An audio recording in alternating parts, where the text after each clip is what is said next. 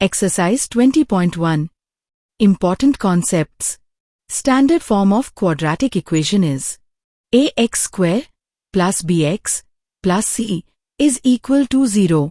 Quadratic formula जो हमने class 9 में यूज किया था, that is x is equal to minus b plus minus under root of b square minus 4ac upon 2a. Behind of this quadratic formula, इसकी positive form से first root alpha बनता है, that is alpha is equal to minus b plus under root of b square minus 4ac upon 2a. Similarly, इसकी negative form से second root beta बनता है, that is beta is equal to minus b minus under root of b square minus 4ac upon 2a. Now, discriminant को study करते हैं.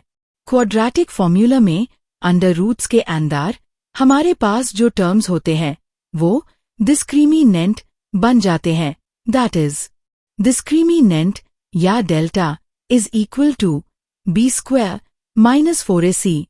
Now discriminant की calculation से nature of roots decide होते हैं.